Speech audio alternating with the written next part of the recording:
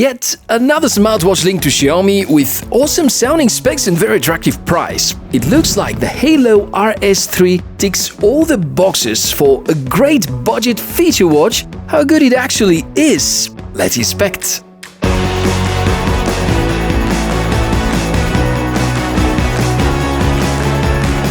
Hey, welcome to the channel, hope you're doing well, and let me show you what we're testing today. This is the Haylou RS3, a great-looking and well-working kind of smartwatch with fantastic features set, and as it turns out, very few things to criticize about the hardware at least. My task today is to show you all the strengths and the weaknesses so that I can help you, my dear friends, in order to make the right buying decision. And you can help me out by keep on asking those awesome questions in the comments below the video, because nobody wants to spend that much money on something that wouldn't be a good match for what you actually need. Although in the budget-friendlier area, the Haylou RS3 is the most expensive device by the company yet and has a bunch of really exciting features. It seems to pack almost everything that the previous Haylou models couldn't offer, and user experience has also been improved. Haylou seem to be ready to become part of the good-working, not-so-smart, but very effective feature watches that can track your health and with some AI analysis to give you some recommendations for healthier life and better sleep at night. Since the operating system is nowhere near what Wear OS and similar smart operating systems provide, there are certain drawbacks, like the fact that you cannot add any third-party apps. But let us take a look at the whole picture and inspect all the details. Hang on for a few seconds before the actual unboxing, because it's important to say that this episode comes to you thanks to VideoProc, the ultimate all-in-one video processing software to edit and convert 4K, Full HD and other large video files. Among the best ideas for editing footage from GoPro, DJI Pocket Series, smartphones and so on, it works a lot faster than similar products thanks to its full GPU acceleration in combination with the CPU acceleration. Until the end of the month, there's a free giveaway version of the software that you can get right away. A unique opportunity you have to grab, especially if video editing is something you do or are about to do. Check the description below this video for more info and links to VideoProc. Back to the video with the unboxing. It's the best we've seen so far from Haylou, but not as great as some other brands can offer. Of course, don't forget about the price tag, because I believe this is the leading part. Furthermore, I believe the price may shrink even further as it happened with the previous models by Haylou. Funny enough, the watch faces that you see on the box are actually the only watch faces that are preloaded by default. Of course, there are plenty of good choices inside the smartphone app, and we will get to this in just a couple of minutes. The device is somewhat related to Xiaomi because the company again uses Xiaomi's crowdfunding platform Youpin in order to raise funds for the manufacturing, so it looks like the previous two models received rather positive feedback. At the first sight, the watch looks good, nice touch, apparently not too big display and not too thick case. There are two buttons and replaceable strap. The part that is not too obvious, the frame is made of aluminium alloy, and that's very important because it will make it almost unbreakable.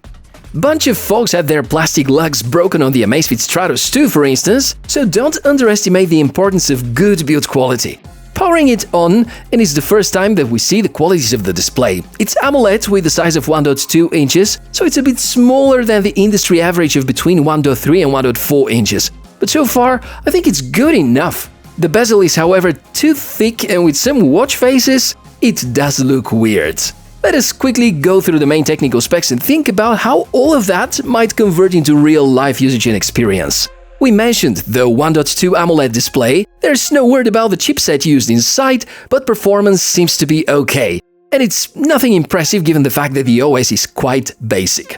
The battery inside is just 230 mAh, but provides up to 12 days of endurance per charge. There's GPS support, low-power dynamic optical heart rate sensor, there's 5 ATM waterproof rating, and the weight of the watch is just 46 grams. Good hardware specs, which have just set my expectations pretty high, so let's see if the RS3 by Haylou can live up to them. First of all, let me show you how to operate. The main button is only used for switching on and off the display via short presses. It is not opening the app launcher, as it is for most other smartwatches. The other button at the bottom is opening the list with a workout. There are 14 of them, not as many as with other watches, but these seem to cover the most popular ones. I've recently tested the OnePlus Watch, which has useless workouts like pregnant yoga, but lacks open water swimming, which luckily is present with the RS3. So the apps are accessed and navigated through with swiping actions, because the display is of course touch-based. Swipe left and you will reach the main informational cards, your daily status, heart rate, sleep info, weather forecast, and so on. Nice to see that there's option to get more info for the heart rate by swiping up. And if you swipe right, you're gonna see the same cards with a different order. Swipe down for the quick toggles and swipe up again to get to the apps. This is the first time we start to notice similarities with the older Haylou models. The device offers pretty much the same menus as we have with the Haylou Solar. There's no consistency about the capital and the small letters at the start of the word, a bit sluggish menus, and nothing to praise about all that. You can notice that there aren't too many apps, and even if you go to the More option, there are just 4 more entries appearing. Inside the Settings menu, you won't find too many control options either. Honestly, the amount of entries here is a little disappointing. Not even possible to set the screen timeout. Most of what you can actually configure about the watch is from the smartphone app. It's called Haylou Fun. I will tell you right away, nothing about this app is really fun. It asks you to have location settings on all the time and cannot work without this setting, unlike apps for most other wearables out there. That's frustrating sometimes. Reaching out to the settings is far from easy if you look for intuitiveness. You need to go to the hardware devices, select the RS3 device, and then get into the main config. On the main screen, there's a summary of the most of the tracked health info. I was unable to check if it can detect day naps, but given the software features, I doubt it's possible. Measuring the sleep cycles looks fine though. I can't say about the deep and light sleep values. The ratio is very different to what OnePlus Watch reported to me in the past week. Workouts are with good amount of details, however there's nothing too impressive about them. You can well notice that when you're swimming, your pulse is unfortunately not being tracked.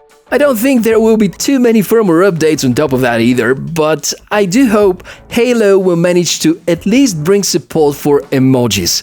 Because right now, when you receive notifications with emojis at a language different to English, it looks all miserable. As if you're wearing a cheap fitness tracker. Since the OS is quite basic, as we mentioned, there is no way to add third-party apps and there is no way to respond to notifications. You may also miss most of them in case location services on the phone is not switched on. Maybe you can already sense that I'm not too happy with the lack of progress on the software level. The hardware seems to be good, but in terms of features and the ecosystem, Haylou seem to be stuck at the level where they were a year ago. So that's a good moment to talk about the drawbacks. Software in general is not great. User interface is sluggish and lacks bunch of features. Half-baked smartphone app. On a hardware level, there's no speaker, no microphone, ineffective usage of the buttons, no always-on display option, a bit weird for AMOLED display. But at least the battery endurance is good. I easily get more than a week, using the watch with all the tracking modes on and having workouts with GPS pretty much every day. Given the weird GPS behavior on top of the other drawbacks, turns out that the RS3 is yet another Haylou device which leaves me with mixed feelings, and due to the poor state of the software, I'd recommend checking on Haylou's website for possible updates before buying, and if there aren't such, think about alternatives. The Mi Watch Lite covers almost all the features in a lot better way and a nicer price. The non-Lite Mi Watch costs only $20 more and is a lot better option, and you can check some of the Amazfit devices or even some basic fitness trackers. If SpO2 and GPS are not important, the Galaxy Fit 2 by Samsung is a lot more polished solution with a lot better software and asking just half of the price of the RS3.